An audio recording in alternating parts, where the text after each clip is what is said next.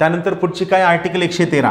113 कशाबद्दल बोलतं? 113 अनुदानाच्या मागणीबद्दल बोलतं. अनुदानाची मागणी याला आपण इंग्लिशमध्ये काय म्हणतो? याला आपण म्हणतो डिमांड फॉर ग्रँट्स.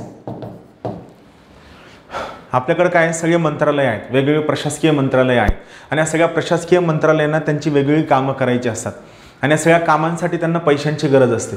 मग हे पैसे कुठनं येतील? हे पैसे कसे मॅनेज होतील? तर इथं काय लक्षात ठेवायचं आहे, हे सर्व मंत्रालय वित्तमंत्र्यांकडून ज्या पैशांची मागणी करतात, हे पैसे आम्हाला द्या, हे द्या, हे द्या, ही सगळी जी पैशांची मागणी असते याला आपण अनुदानाची मागणी किंवा डिमांड फॉर ग्रँट हा शब्द वापरतो. याला आपण काय वापरतो? अनुदानाची मागणी किंवा डिमांड फॉर ग्रँट हा शब्द वापरतो. लक्षात ठेवा आता आर्टिकल 113 सगळ्यात महत्त्वाचा आहे. कोणतीही अनुदानाची मागणी राष्ट्रपतीच्या परवानगीशिवाय मांडली जाऊ शकत नाही. परत एकदा सांगतो, कोणतीही अनुदानाची मागणी राष्ट्रपतीच्या परवानगीशिवाय मांडली जाऊ शकत नाही. हा सगळ्यात महत्त्वाचा मुद्दा आहे. राहील लक्षात. आर्टिकल 113 अनुदानाची मागणी. आर्टिकल 113 म्हणतं कोणतीही अनुदानाची मागणी राष्ट्रपतींच्या परवानगीशिवाय मांडली जाऊ शकत नाही. हा सगळ्यात बेसिक मुद्दा.